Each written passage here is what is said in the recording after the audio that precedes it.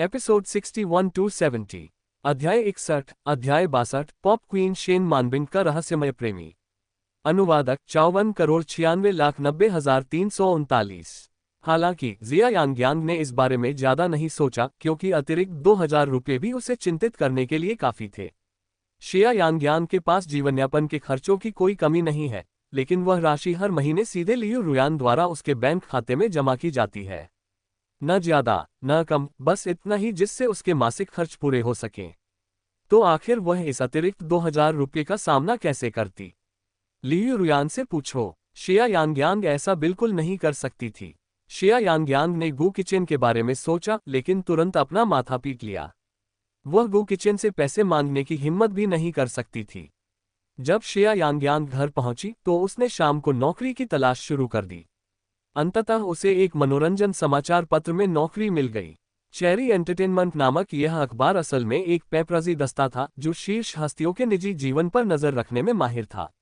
शिया यांग्यांग पत्रकारिता की छात्रा थी। इस उद्योग में पेपराजी सामाजिक स्तर पर सबसे निचले पायदान पर थे। लेकिन जिया यांग्यांग को पैसों की जरूरत थी और इस नौकरी में अच्छा कमीशन मिलने की उम्मीद थी। शिया यांग्यांग की शैक्षणिक पृष्ठभूमि को ध्यान में रखते हुए प्रधान संपादक युआन शिजी ने तुरंत उनकी नियुक्ति की मंजूरी दे दी और उन्हें लाओ बाई के सहायक के रूप में काम करने के लिए नियुक्त कर दिया। लाओ बाई चेरी न्यूज एजेंसी के सबसे अनुभवी पेपराजी थे और अपने क्षेत्र में काफी जाने माने थे। उन्होंने ही सुपरस्टार जियांग शिन्यान की गुप्त शादी और बच्चे के जन्म का खुलासा किया था। कई मशहूर हस्तियां उनसे नाराज थीं। उस दिन लाओ बाई का एक मिशन था, इसलिए वह फैंग सिटी अंतर्राष्ट्रीय हवाई अड्डे की निगरानी के लिए जिया यांग्यांग को अपने साथ ले गया। 2 घंटे तक कार में बैठे रहने के बाद जिया यांग्यांग खुद को ये पूछने से रोक नहीं पाई, तो आज हम किसकी तस्वीरें खींचने वाले हैं? लाओ बाई ने अपनी सिगरेट का एक कश लिया और कहा, शेन मानबिंग। शिया यांग्यांग चौंक गई। क्या वह कैमरन द्वारा निर्देशित हॉलीवुड में किसी फिल्म की शूटिंग नहीं कर रही है? शेन मानबिंग मनोरंजन जगत की निर्विवाद सुपरस्टार हैं। उन्होंने 16 साल की उम्र में डेब्यू किया, 10 साल के भीतर ही स्टारडम हासिल कर लिया, कई पुरस्कार जीते, अंतर्राष्ट्रीय स्तर पर सबसे खूबसूरत एशियाई चेहरे के रूप में पहचान बनाए और हाल ही में हॉलीवुड में कदम रखा। उनकी लोकप्रियता लगातार बढ़ती जा रही है और हाल ही में कैमरून की फिल्म में पहली एशियाई महिला मुख्य भूमिका निभाने के लिए उन्होंने वैश्विक ध्यान आकर्षित किया है। इसके अलावा शेन मानबिंग फैंग शहर के 4 प्रमुख परिवारों में से एक शेन परिवार की युवा युवती थी, जो एक प्रतिष्ठित परिवार था। शेन परिवार का शो बिजनेस में भी दबदबा था। उनकी कंपनी टाइम एंटरटेनमेंट मनोरंजन उद्योग के आधे हिस्से पर कब्जा रखती थी और अपने पिता की कंपनी स्टारलाइट एंटरटेनमेंट को भी पीछे छोड़ दिया था।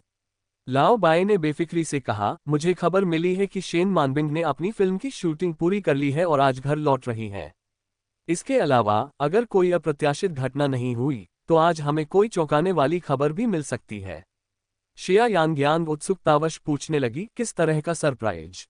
क्या यह उसका बेहद गुप्त प्रेमी हो सकता है? लाओ बाई ने अपनी भौहें उठाते हुए जिया यांग्यांग की ओर देखा और कहा, तुम में क्षमता है। शिया यांग्यांग को जिज्ञासा होने लगी। यह अफवाह काफी समय से इंडस्ट्री में चल रही थी।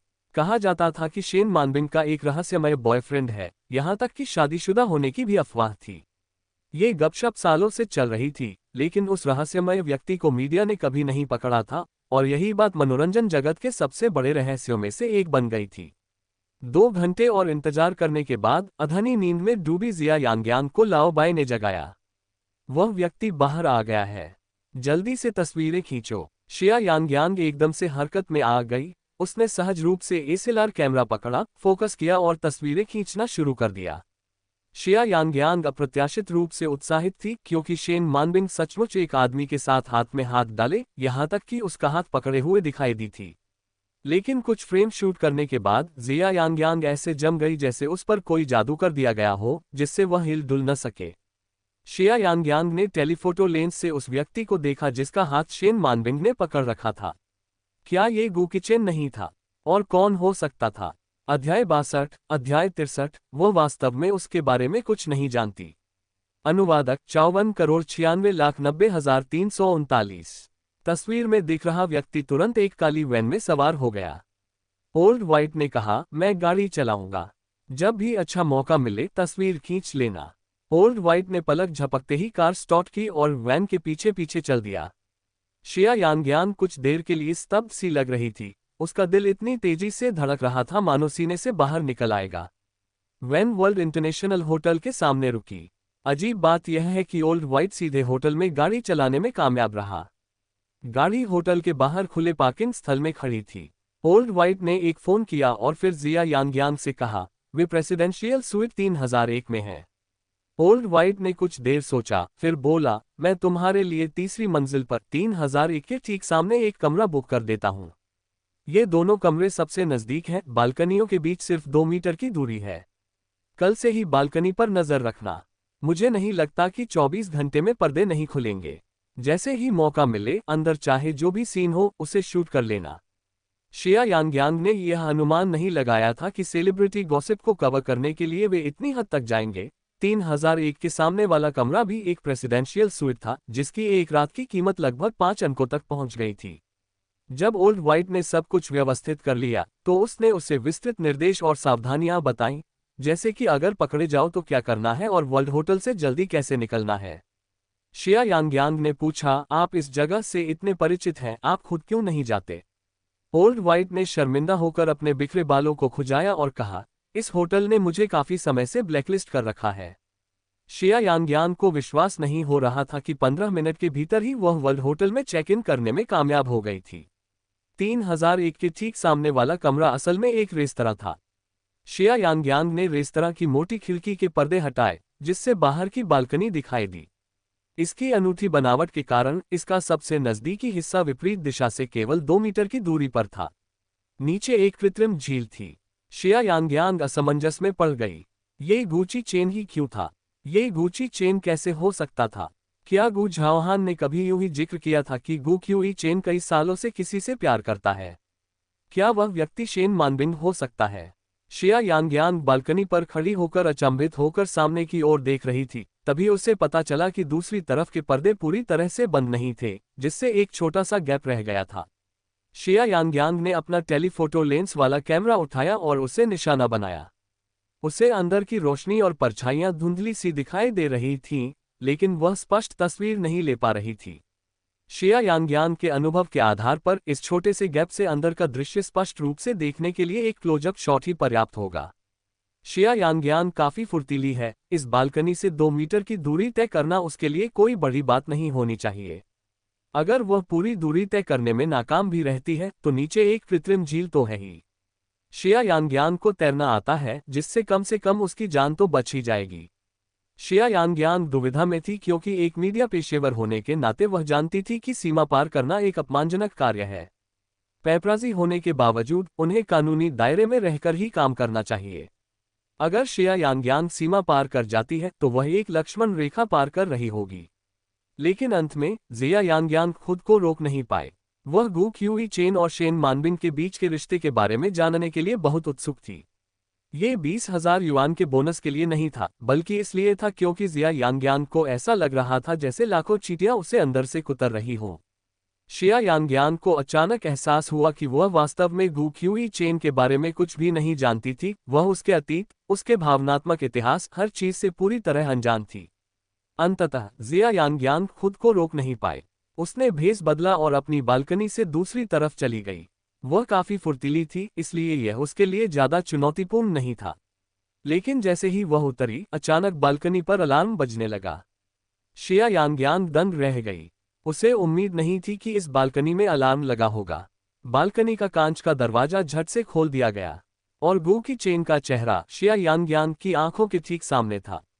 अध्याय 63, अध्याय 64, जिया यांग्यांग, मैंने तुम्हें बहुत ज्यादा बिगाड़ दिया है। अनुवादक 54,96,90,339। शिया यांग्यांग हैरान थी, ये किस तरह की बदकिस्मती थी। गु किचेन की भौहें पहले से ही सिकुड़ी हुई थीं। वह जिया यांग्यांग के उतरने के तरीके का आकलन कर रहा था और उसके पीछे क्या था उस पर नजर रख रहा था। पल भर में ही उसे समझ आ गया कि वह यहाँ कैसे पहुंची। शिया यांग्यांग, तुम वाकई बहुत साहसी हो, क्या तुम्हें अपनी जान की कोई परवाह नहीं? गु किचेन के शब्दों में स्पष्ट रूप से आक्रोश झलक रहा था। रंगे हाथों पकड़े जाने पर जिया यांग्यांग का चेहरा इतना लाल हो गया था कि खून निकलने की आशंका थी। लेकिन फिर भी उसने सहज रूप से अपने सिंगल लेंस रिफ्लेक्स कैमरे पर अपनी पकड़ और मजबूत कर ली। गु किचेन ने भी ये देखा और पूछा, आप आखिर कर क्या रहे हैं? शिया यांग्यांग ने जवाब दिया, मैं इस समय एक अखबार में इंटर्नशिप कर रही हूँ। मुझे शेन मानबिंग की यात्रा की तस्वीरें लेने का काम सौंपा गया है, साथ ही उसके रहस्यमय प्रेमी की भी। गु किचेन का चेहरा गुस्से से लाल हो गया, उसने संक्षिप्त स्वर में कहा, इन्हें डिलीट कर दो। शिया यांग्यांग ने गु किचेन को इतना कठोर पहले कभी नहीं देखा था। उसकी आंखें बर्फीले आवरण की तरह थीं, जो रूह कंपा देने वाली थीं। शिया यांग्यांग ने जानबूझकर उस रहस्यमय प्रेमी का जिक्र किया। असल में वह गु किचेन से स्पष्टीकरण सुनना चाहती थी, या कम से कम तुरंत खंडन सुनना चाहती थी। हालांकि गु किचेन ने ऐसा कुछ भी नहीं दिया। शिया यांग्यांग ने अपने कैमरे को कसकर पकड़ रखा था और कहा, यह मेरा काम है, मैं इन्हें डिलीट नहीं करूंगी। गु किचेन का चेहरा और भी गंभीर हो गया। शिया यांग्यांग, क्या तुम अपने पति को किसी दूसरी महिला के साथ सुर्खियों में देखना चाहती हो? शिया यांग्यांग ने ठंडे लहजे में जवाब दिया, क्या तुम में अपनी गलती स्वीकार करने की हिम्मत नहीं है? मैंने क्या किया है? गु किचेन की आवाज ठंडी थी। आह चैन, तुम किससे बात कर रहे हो? कमरे के अंदर से एक महिला की आवाज आई। जिया यांग्यांग की नजर अंदर देखने के लिए गु किचेन से आगे बढ़ी।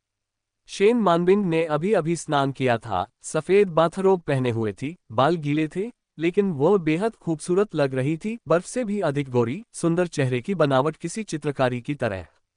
उसकी सुंदरता इतनी अद्भुत थी कि उसकी हर हरकत में आकर्षण झलक रहा था। शेन मानबिंग पहले ही जिया यांग्यांग के पास पहुंच चुकी थी, और जिया यांग्यांग के गले में लटके कैमरे को देखकर उसने अनुमान लगा लिया कि वह क्या कर रही है। उस बेहद खूबसूरत महिला ने अपनी भौहें सिकुड़ते हुए पूछा, क्या पेपराजी सचमुच इस तरह घुसपैठ कर सकते हैं?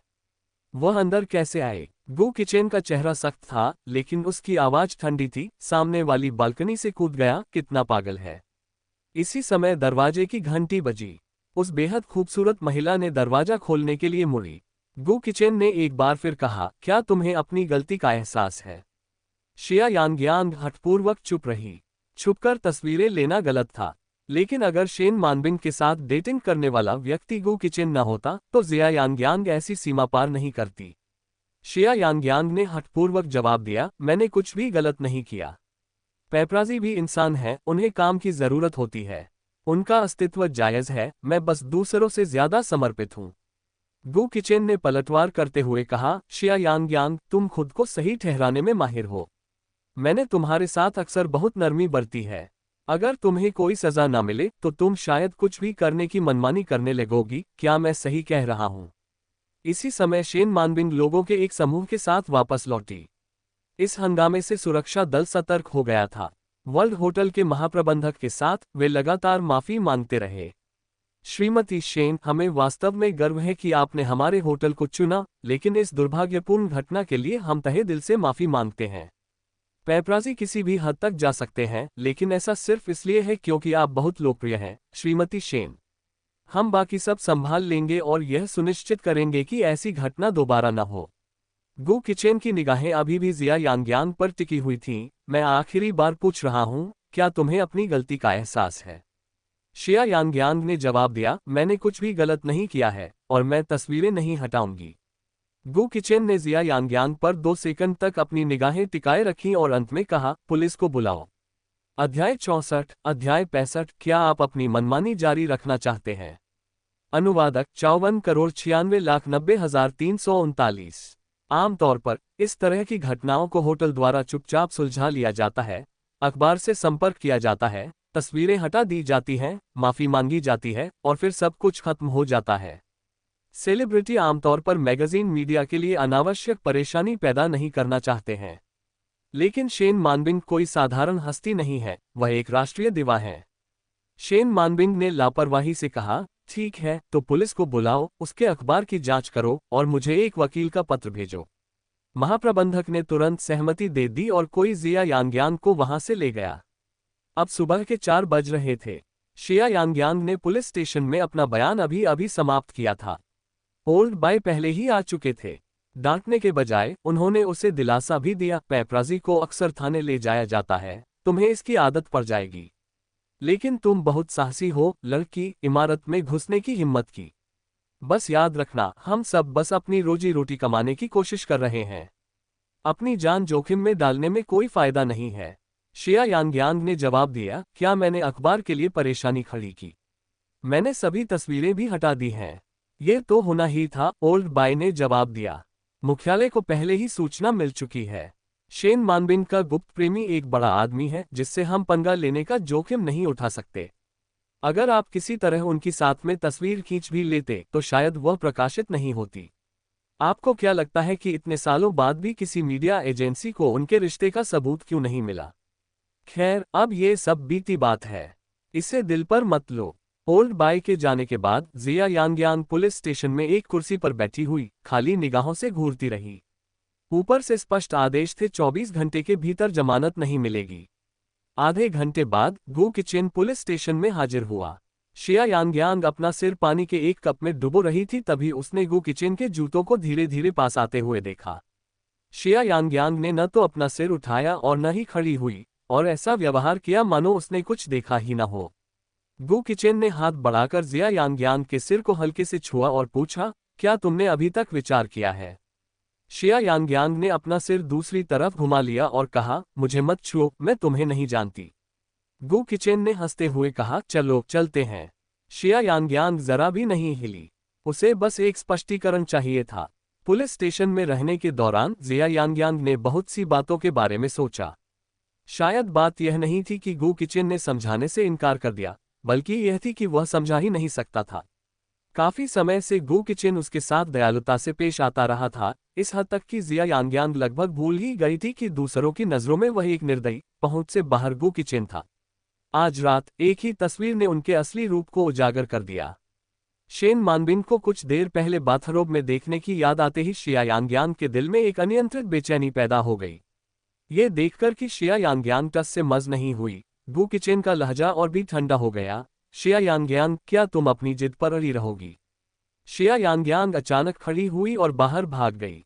गु किचेन ने उसका पीछा किया और पुलिस स्टेशन के निकास द्वार पर उसका हाथ पकड़ लिया। आज तुम्हें क्या हो गया है? शिया यांग्यांग का रोने का बहुत मन कर रहा था, लेकिन उसने खुद को रोक लिया। वह नहीं चाहती थी कि गु किचेन उसे इस हालत में देखे, ये बहुत शर्मनाक होगा। गु किचेन ने पूछा, जिया यांग्यांग, क्या तुम्हें मुझ पर भरोसा नहीं है? उसके सवाल ने जिया यांग्यांग को एकदम से चौंका दिया। किस बात पर भरोसा? इस बात पर भरोसा कि उसके और शेन मानबिन के बीच कुछ भी नहीं चल रहा है। बात यह नहीं थी कि शिया यांग्यांग को उस पर भरोसा नहीं था, बल्कि बात यह थी कि उसे खुद पर भरोसा नहीं था। उनकी शादी कुछ ही महीनों तक चली थी, यह कोई गंभीर रिश्ता नहीं था और इसकी शुरुआत एक मजाक के तौर पर हुई थी। ऐसे विवाह में विश्वास की क्या गुंजाइश हो सकती है? अंत में जिया यांग्यांग ने पूछा, शेन मानबिन के साथ आपका वास्तव में क्या संबंध है? ऐसा प्रतीत हुआ मानो गु किचेन उसके इस प्रश्न को पूछने का ही इंतजार कर रहा था। कुछ देर बाद उन्होंने आखिरकार जवाब दिया, हमारा कोई खास रिश्ता नहीं है, हम बस थोड़े बहुत परिचित दोस्त हैं। अध्याय 65, अध्याय 66:1। गु किचेन कम उम्र में विधवा नहीं होना चाहती। अनुवादक 54,96,90,339। शिया यांग्यांग को थोड़ा बेहतर की परिभाषा नहीं पता थी। गु किचेन ने कहा, शिया यांग्यांग, अगर आज तुम्हारा ये घिनौना व्यवहार ईर्ष्या के कारण था तो मुझे खुशी है, लेकिन ऐसा दोबारा नहीं होना चाहिए। अगर तुम्हें कोई शंका है तो पहले मुझसे पूछ लो, बजाय इसके कि किसी इमारत से कूदकर चुपके से तस्वीरें खींचने जैसी मूर्खतापूर्ण हरकत करके अपनी जान जोखिम में डालो। अगर अपने लिए नहीं तो कम से कम मेरे बारे में तो सोच लो। मैं कम उम्र में विधवा कहलाना नहीं चाहता। जिया यांग्यांग, गु किचेन ने आगे कहा, आज की घटना पूरी तरह से आकस्मिक थी। न्यूयॉर्क से अपने व्यावसायिक दौरे से लौटते समय मेरी मुलाकात मानबिन से हुई। हम पुराने दोस्त थे और अनौपचारिक रूप से भोजन कर रहे थे। क्या मैंने अपनी बात स्पष्ट रूप से समझा दी है? शिया यांग्यांग ने कहा, लेकिन आपने मुझे एक तस्वीर के लिए पुलिस स्टेशन भिजवा दिया। इस बारे में सोचते हुए जिया यांग्यांग को दुख हुआ। यह उसके जीवन में पहली बार था जब वह ऐसी जगह पर थी। गु किचेन की आवाज सख्त थी, आज की घटना के लिए तुम्हें सबक सिखाने के लिए मैं तुम्हें पुलिस स्टेशन ले गया था, किसी तस्वीर की वजह से नहीं, बल्कि तुम्हारे जीवन को मजाक समझने के लिए सजा के तौर पर। यह सुनकर जिया यांग्यांग को थोड़ा बेहतर महसूस हुआ, लेकिन उसे अब भी यकीन नहीं था कि उसने जो कहा वह सच था या नहीं। शिया यांग्यांग को विचलित देखकर गु किचेन ने कहा, मैंने अपने मामले सुलझा लिए हैं, अब हम तुम्हारे मामलों के बारे में बात करते हैं। मेरा क्या, आप कब से पेपराजी रिपोर्टर बन गए जो चुपके से मशहूर हस्तियों के निजी जीवन की तस्वीरें लेते हैं? शिया यांग्यांग ने जवाब दिया, मैं उस समय न्यूज एजेंसी में इंटर्नशिप कर रही थी और संयोगवश मुझे मनोरंजन अनुभाग में काम करने के लिए नियुक्त कर दिया गया था। शिया यांग्यांग ने कार दुर्घटना के कारण झूठ बोला, वह नहीं चाहती थी कि गु किचेन को इसके बारे में पता चले। गु किचेन के लिए 20,000 युआन कुछ भी नहीं थे, लेकिन वह नहीं चाहती थी कि वह इसमें दखल दे। गु किचेन को उस पर कोई संदेह नहीं था। अगर आप इंटर्नशिप करना चाहती हैं तो मैं आपके लिए किसी बेहतर अखबार या टेलीविजन स्टेशन में जाने की व्यवस्था कर सकता हूं। कोई जरूरत नहीं, मैं खुद पर निर्भर रहना चाहता हूं। गु किचेन ने और कुछ नहीं कहा और कुछ देर चुप रहा। चलो घर चलते हैं, शिया यांग्यांग ने कहा, मुझे अखबार के दफ्तर जाना है, कल सुबह स्कूल में मेरी एक बड़ी क्लास है, मैं पहले निकल रही हूं। बिना देर किए जिया यांग्यांग ने एक टैक्सी बुलाए और चली गई। गु किचेन वहां खड़ा था, उसका चेहरा एकदम ठंडा था। शिया यांग्यांग अखबार के दफ्तर गई और संपादक के काम पर आने तक इंतजार किया। मुख्य संपादक ओल्ड युआन ने शिया यांग्यांग को देखा और उसे फटकारा, आजकल की लड़कियों को क्या हो गया है, बेपरवाह होकर इमारत से कूदने की हिम्मत भी कर रही हैं। तुम्हें पत्रकार नहीं स्पाइडरमैन बनना चाहिए शिया यांग्यांग। मैं तुम्हें बता रहा हूं, अखबार तुम्हारा बीमा नहीं करा सकता। अगर तुम विकलांग हो जाती हो तो तुम्हारी देखभाल करने की जिम्मेदारी किसी की नहीं होगी। बूढ़े युआन ने गुस्से में अपने पैर पटके, जबकि जिया यांग्यांग अवाक रह गई। शिया यांग्यांग को इस हालत में देखकर ओल्ड युआन और भी क्रोधित हो गया। शिया यांग्यांग, क्या तुम मेरी बात सुन भी रही हो? शिया यांग्यांग ने बुदबुदाते हुए कहा, मुझे लगा था कि अखबार के खिलाफ शिकायत करने पर आप मुझे डांटेंगे। मुझे लगा था कि अपना काम पूरा न करने पर आप मुझे डांटेंगे। मुझे लगा था कि वर्ल्ड होटल द्वारा अखबार को ब्लैकलिस्ट करवाने पर आप मुझे डांटेंगे। मुझे उम्मीद नहीं थी कि आप मेरी सुरक्षा को लेकर चिंतित होकर मुझे डांट रहे हैं। बूढ़ा युआन इतना क्रोधित था कि मानो वह भड़क उठा। क्या तुम्हें लगता है कि मैं इन मुद्दों की परवाह एक जीवन से ज्यादा करूंगा? शिया यांग्यांग, मुझे सच में लगता है कि तुमने सबक नहीं सीखा है। शिया यांग्यांग को गले में एक गांठ सी महसूस हुई। ओल्ड वाइट और संपादक दोनों ही उसकी सुरक्षा को लेकर चिंतित थे। दरअसल जिया यांग्यांग को पता था कि अखबार को इस बार भारी नुकसान हुआ है, यहां तक कि उसे एक वकील का पत्र भी मिला था। शिया यांग्यांग ने अपना सिर झुकाकर कहा, मुझे माफ करें संपादक महोदय। शिया यांग्यांग की माफी को सच्चा देखकर संपादक की आवाज थोड़ी नरम पड़ गई। जब तक आपको अपनी गलती का एहसास है, अगली बार सावधान रहना, अब आप जा सकते हैं। शिया यांग्यांग वहां से नहीं गई, लेकिन हिचकिचाते हुए बोली, संपादक महोदय, मुझे आपसे कुछ पूछना है। क्या आप मुझे आधे साल का वेतन अग्रिम भुगतान कर सकते हैं? शिया यांग्यांग, तुमने अभी अभी एक बड़ी गलती की है और तुम वेतन अग्रिम मांगने की हिम्मत कर रहे हो। संपादक महोदय, कृपया, मुझे जल्दी है, अन्यथा मैं 1 वर्ष तक मुफ्त में काम कर सकता हूं। किसी कारणवश जिया यांग्यांग को अखबार के दफ्तर का माहौल अच्छा लगा, जिससे पेपराजी के बारे में उसकी पिछली राय बदल गई। इसलिए उसने हिम्मत जुटाकर ऐसी अनुचित विनती करने का फैसला किया। बूढ़े युआन ने कुछ देर तक जिया यांग्यांग को गुस्से से घूरा और अंत में मांग गया, कितने पैसे? अध्याय 66, अध्याय 67, पैसे वापस करना। अनुवादक, 54,96,90,339। जब शिया यांग्यांग अखबार के दफ्तर से बाहर निकली तो उनके हाथ में 20,000 युआन का एक लिफाफा था। शिया यांग्यांग ने ड्राइवर द्वारा दिया गया एक बिजनेस कार्ड निकाला और उस पर लिखे फोन नंबर को डायल किया। हेलो, कौन बोल रहा है? फोन के दूसरी तरफ से एक भारी आवाज आई। उस आवाज में एक दबदबा था जिससे जिया यांग्यांग घबराकर बोल पड़ी, क्या मैं श्री शेन से बात कर सकती हूँ? पिछली बार मैंने ही आपकी कार को टक्कर मारी थी। मैंने मुआवजे की रकम तैयार कर ली है, मैं इसे आपको आसानी से कैसे भेज सकती हूँ? नकद। शिया यांग्यांग एक पल के लिए हिचकिचाए। हाँ, मैं अभी थोड़ा व्यस्त हूँ, टाइम बिल्डिंग की 19वीं मंजिल पर मेरा इंतजार करें। इतना कहकर दूसरी तरफ से फोन काट दिया गया। शिया यांग्यांग को ये कुछ अजीब लगा। भले ही यह नकद था, वो उसे अपना बैंक खाता नंबर दे सकता था ताकि वह पैसे ट्रांसफर कर सके, बात को इतना जटिल क्यों बनाना? लेकिन फिर जिया यांग्यांग ने सोचा कि उसे इतनी महंगी कार पर खरोंच लगाने के लिए व्यक्तिगत रूप से माफी मांगनी चाहिए। चूंकि सुबह उसकी कोई क्लास नहीं थी, इसलिए जिया यांग्यांग सीधे टाइम बिल्डिंग की ओर चल पड़ी। शेंगयुआन से कुछ ही दूरी पर स्थित टाइम बिल्डिंग भी फैंग शहर की एक ऐतिहासिक इमारत थी। टाइम बिल्डिंग में टाइम इकोनॉमी एंटरटेनमेंट कंपनी स्थित थी, जो एक स्वर्णिम महल की तरह थी। मनोरंजन उद्योग के शीर्ष सितारों में से आधे इसके अनुबंध के अंतर्गत थे, जिनमें सबसे लोकप्रिय और शीर्ष स्तर के सितारे शेन मानबिंग थे। उसे यह जानकर आश्चर्य हुआ कि जो व्यक्ति किसी बिजनेस जगत के दिग्गज जैसा दिखता था, वह वास्तव में एक मनोरंजन कंपनी में काम कर रहा था। ज्यादा सोचे बिना जिया यांग्यांग सीधे 19वीं मंजिल पर चली गई। जब वह लिफ्ट से बाहर निकली तो सामने का दृश्य देखकर वह दंग रह गई। सैकड़ों युवतियां लंबे गलियारे में एकत्रित थीं। दृश्य बेहद शानदार था। जब शिया यांग्यांग वहां से गुजरी तो उसे भीड़ में शिया वेइवेई को देखकर आश्चर्य हुआ। शिया यांग्यांग को देखते ही शिया वेइवेई ने व्यंग्य भरी निगाहों से उसकी ओर देखते हुए कहा, शिया यांग्यांग, मुझे उम्मीद नहीं थी कि तुम भी ऑडिशन देने आओगी।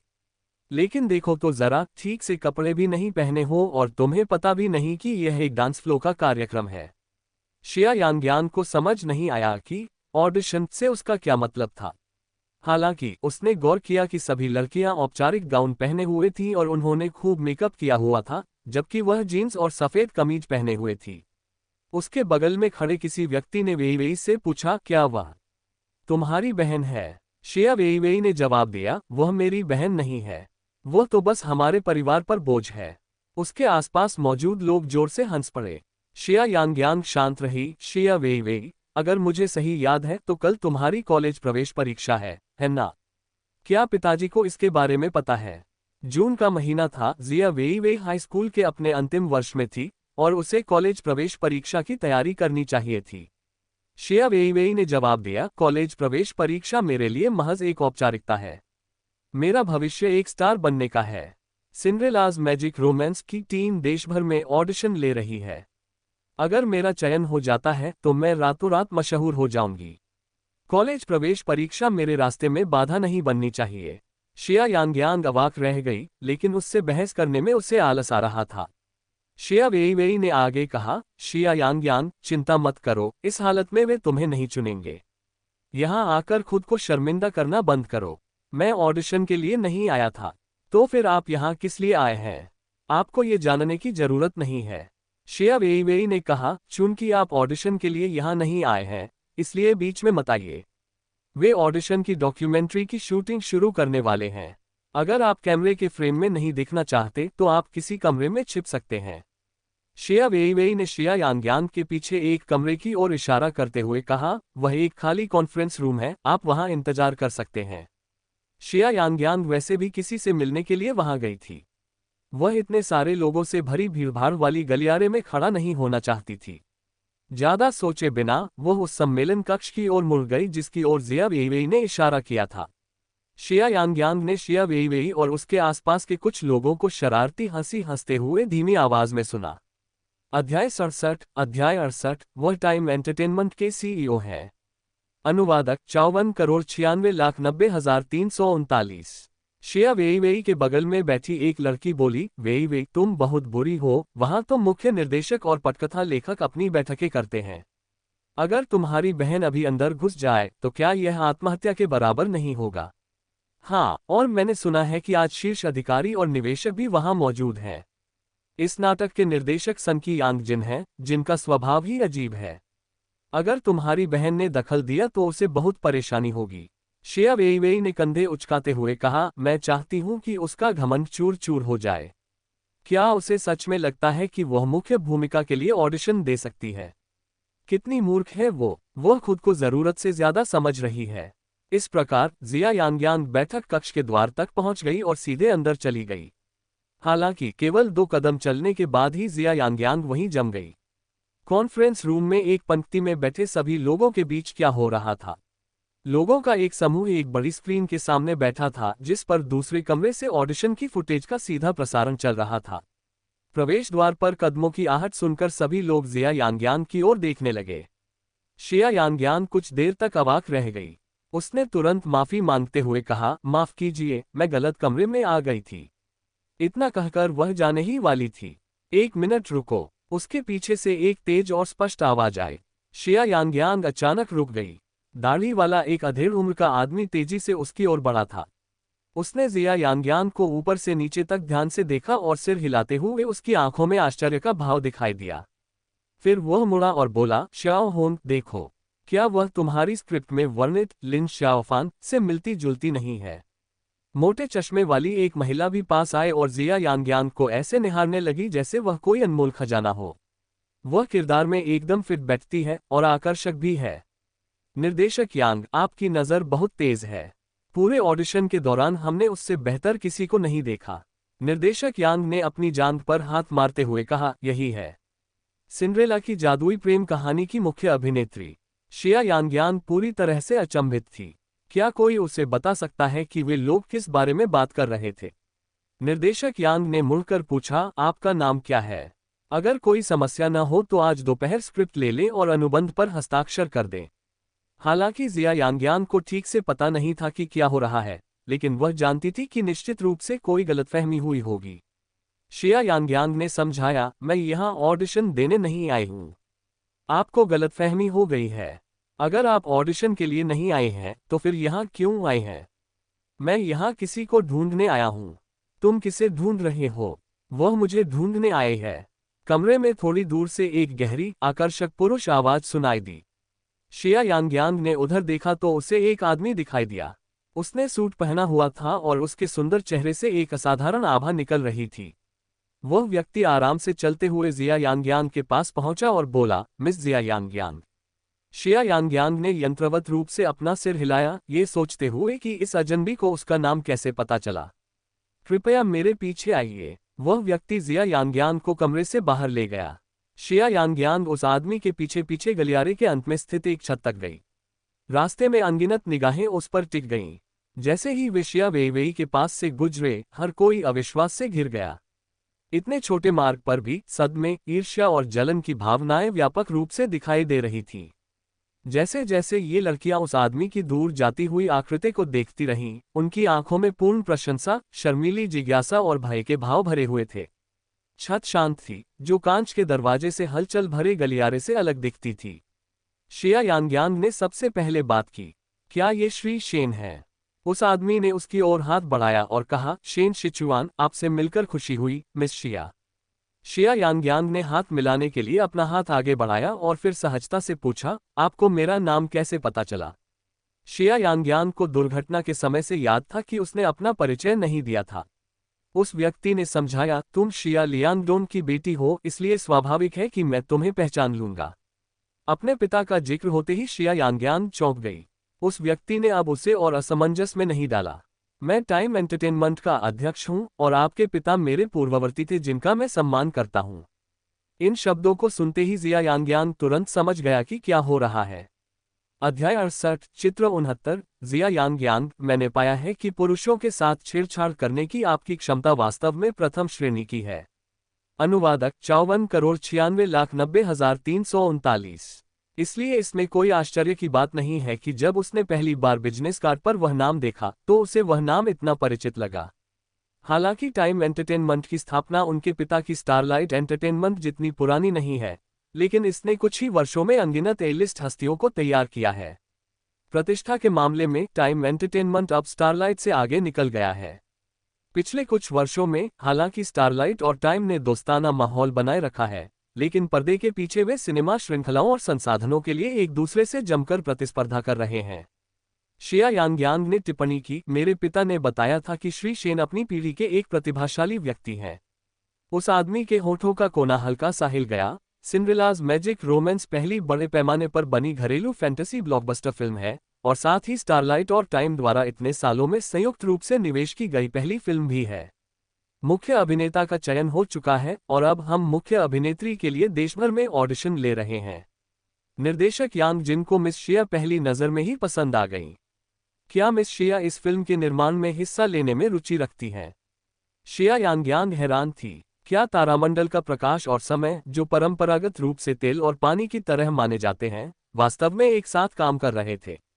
शिया यांग्यांग ने अजीब सी हंसी हंसते हुए कहा, पहले जो हुआ वो बस एक गलतफहमी थी। मेरा दखल देने का कोई इरादा नहीं था। मुझे कोई औपचारिक प्रशिक्षण नहीं मिला है और मुझे अभिनय करना नहीं आता। कभी कभी अप्रत्याशित घटनाक्रम अच्छे परिणाम दे सकता है।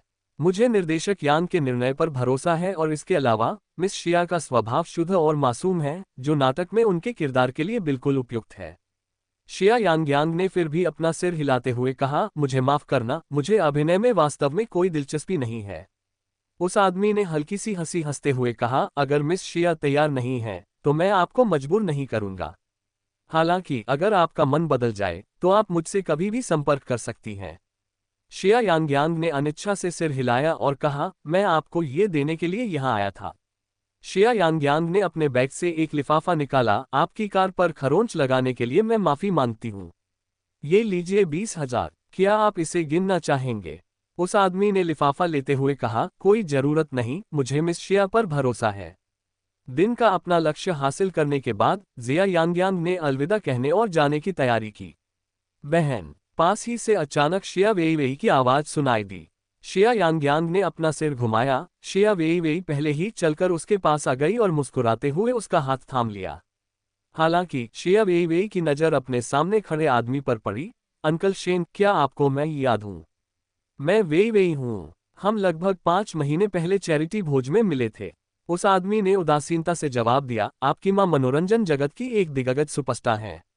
आप अपनी मां से बहुत मिलती जुलती हैं, इसलिए मुझे स्वाभाविक रूप से याद आ गया। शिया वेईवेई के चेहरे पर खुशी की झलक दिखाई दी। हालांकि उस व्यक्ति ने उससे बात करने में कोई दिलचस्पी नहीं दिखाई और इसके बजाय जिया यांग्यांग की ओर मुड़कर कहा, मिस जिया, मुझे अब जाना होगा।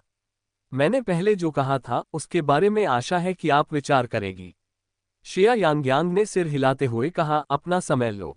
जैसे ही वह आदमी चला गया, जिया वेईवेई ने तुरंत जिया यांग्यांग की बाह से अपना हाथ हटा लिया और घृणा भरे भाव से अपनी बाह को पोंछा। गुस्से भरी निगाहों से घूरते हुए शिया वेईवेई ने शिया यांग्यांग से कहा, शिया यांग्यांग, तुम शेन शिचुआन को कैसे जानती हो? मुझे एहसास हुआ है कि तुम पुरुषों के साथ इश्कबाजी करने में काफी माहिर हो। शिया यांग्यांग को शिया वेईवेई के मिजाज में तेजी से होने वाले बदलावों की आदत हो गई थी। शिया वेईवेई, मुझे अपने कार्यों के लिए आपको कोई स्पष्टीकरण देने की आवश्यकता नहीं है। अभी तुमने उसे क्या दिया और वो तुमसे क्या कहने को कह रहा था? क्या तुम दोनों के बीच कोई समझौता हुआ है? शिया यांग्यांग, क्या तुम भी मनोरंजन जगत में कदम रखना चाहते हो? सुनो, सपने देखना छोड़ दो। शिया यांग्यांग ने उसका मनोरंजन करने की जहमत नहीं उठाए और जाने के लिए मुड़ गई। उसके पीछे शिया वेईवेई गुस्से में पैर पटक रही थी। शिया यांग्यांग, तुम खुद को क्या समझती हो जो मुझे इस तरह नजरअंदाज करने की हिम्मत करती हो? अध्याय 69, 70वां चित्र, गू किचन। चुप रहो। अनुवादक 54,96,90,339। शिया यांग्यांग ने टाइम बिल्डिंग छोड़ दी और वापस स्कूल चली गई। दोपहर में उसकी कोई क्लास नहीं थी, इसलिए वह देर रात तक पुस्तकालय में अकेली ही रही, जब तक कि गू किचन ने उसे यह संदेश नहीं भेजा, तुम घर कब आओगी? शिया यांग्यांग काफी देर तक अपने फोन को देखती रही, लेकिन उसने कोई जवाब नहीं दिया। गू किचन ने तुरंत दोबारा फोन किया। फोन के दूसरी तरफ से उनकी गहरी आवाज आई, क्या आज रात तुम्हारी क्लास है? शिया यांग्यांग ने जवाब दिया, मैं हाल ही में एक समाचार परियोजना में व्यस्त हूँ। कब तक व्यस्त हैं? मुझे पक्का नहीं पता, आपको पहले सो जाना चाहिए, मेरा इंतजार मत करना। फोन रखने के बाद जिया यांग्यांग को अचानक थोड़ा पछतावा महसूस हुआ। दरअसल गू किचन ही उसके दिमाग में पूरे दिन छाया रहा। उसे देखे हुए काफी समय हो गया था। शिया यांग्यांग को उसकी बहुत याद आ रही थी, लेकिन कल शेन मानबिन के साथ उनकी घनिष्ठता को याद करते हुए जिया यांग्यांग ने स्वीकार किया कि उसे जलन हो रही थी। हालांकि गू किचन ने समझाया, लेकिन उनका स्पष्टीकरण संतोषजनक नहीं था। शिया यांग्यांग को भी पता चला कि वह गू किचन के बारे में बहुत कम जानती है। उनकी शादी शुरू में एक नाटक थी, लेकिन दुख की बात है कि जिया यांग्यांग को एहसास हुआ कि वह इसे गंभीरता से ले रही थी। दरअसल जिया यांग्यांग ने पूरी रात पुस्तकालय में बिताई और जब वह बहुत थक गई तो उसने विश्राम क्षेत्र में सोफे पर थोड़ी देर के लिए झपकी ली। कई दिनों तक वह दिन में चुपके से घर लौटकर कपड़े बदलती और नहाती रही और रात में पुस्तकालय में सोती थी, सिर्फ गू किचन से बचने के लिए। शिया यांग्यांग ने स्वीकार किया कि वह कायरता दिखा रही थी, लेकिन इस समय उसे नहीं पता था कि गू किचन का सामना कैसे किया जाए। चौथे दिन जिया यांग्यांग को गू किचन ने रंगे हाथों पकड़ लिया। उस दोपहर जिया यांग्यांग हमेशा की तरह घर लौटी और जब उसने देखा कि घर पर कोई नहीं है तो उसने तुरंत स्नान कर लिया। इन दिनों पुस्तकालय में सोने के कारण जिया यांग्यांग भ्रमित थी, उसका मनोबल बेहद कम था और वह भूलने लगी थी। नहाने के बाद उसे एहसास हुआ कि वह अपने साथ बदलने के लिए कपड़े लाना भूल गई थी।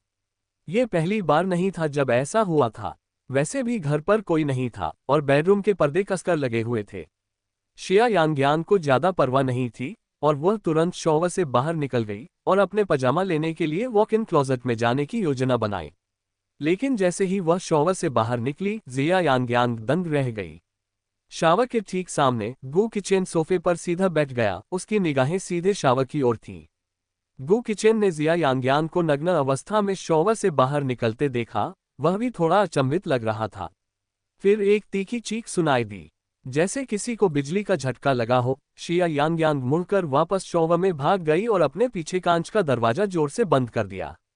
फिर से सन्नाटा छा गया। शिया यांग्यान ने अपने हाथों को अपने चारों ओर लपेट लिया। उसका दिल इतनी तेजी से धड़क रहा था मानो वह उसकी छाती से बाहर निकल जाएगा। वह बाथरूम के दर्पण में अपना प्रतिबिंब देख सकती थी। उसका शरीर पके हुए झींगे की तरह लाल था और उसका चेहरा इतना लाल था कि खून निकल सकता था। कुछ देर बाद बाहर कोई हलचल नहीं दिखी। क्या गु किचेन चतुराई से कमरे से बाहर निकल सकते थे? शिया यांग्यान ने धुंधले कांच के दरवाजे के पीछे से झांका और सावधानीपूर्वक एक छोटा सा छेद खोल दिया। शिया यांग्यान के सामने एक हाथ प्रकट हुआ जिसने उसके पजामा और अंडरवियर को पकड़ रखा था। शिया यांग्यान ने ऊपर देखा। गु किचेन दरवाजे के बगल वाली दीवार से टिके हुए थे। एक हाथ लापरवाही से उनकी पतलून की जेब में था, दूसरे हाथ से उन्होंने कपड़े पकड़े हुए थे, मानो किसी बिल्ली के बच्चे को पकड़ रहे हों, और धैर्यपूर्वक जिया यांग्यान के दरवाजा खोलने का इंतजार कर रहे थे। शिया यांग्यान ने फिर से चीख मारी और एक बार फिर दरवाजा बंद कर दिया। ये किस तरह का इंसान है? क्या वह उस पर हंसने आया है? लेकिन इस बार गु किचेन ने सीधे दरवाजा खोलते हुए कहा, शिया यांग्यान, तुम्हारी शर्म की भी कोई सीमा होनी चाहिए। हम पति पत्नी हैं, कभी कभार एक दूसरे से मिलना बिल्कुल सामान्य बात है, और वैसे भी पहले हम साथ में शॉवर में भी जा चुके हैं। गु किचेन, चुप रहो। शिया यांग्यान जानती थी कि गु किचेन क्या कहने वाला है। अध्याय 70, अध्याय 71, वो बिल्ली जिसने अपनी पूंछ पर पैर रख दिया। अनुवादक 54,96,90,339। पहले ऐसा होता था, लेकिन तब मैं भी बेहोशी की हालत में था। अब स्थिति बिल्कुल अलग है। गु किचेन की ओर पीट करके खड़ी शिया यांग्यान को एहसास होता है कि बाथरूम में खुद को ढकने के लिए कुछ भी नहीं है। जैसे किसी बिल्ली की पूंछ पर किसी ने पैर रख दिया हो, वैसे ही वह दहाड़ते हुए बोली, गु किचेन, निकल जाओ। गु किचेन को जिया यांग्यान के खड़े हुए बाल काफी प्यारे लगे। शिया यांग्यान का रंग स्वभाव से पीला था, लेकिन इस समय उसमें एक अजीब सी गुलाबी आभा थी जो पके हुए शहद वाले आड़ू जैसी थी। गु किचेन को उसकी रेशम जैसी मुलायम त्वचा की याद आने लगी। गु किचेन की आंखें काली पड़ गईं। अगर यह सिलसिला जारी रहा तो उसे डर है कि उसका आत्मसंयम टूट जाएगा। लेकिन अभी सही समय नहीं है। गु किचेन बाहर निकला और जिया यांग्यान ने जल्दी से कहा, मेरे कपड़े जमीन पर छोड़ दो। गु किचेन ने अपने होठों के कोने को थोड़ा सा मोड़ा और उसके कपड़े नीचे रख दिए।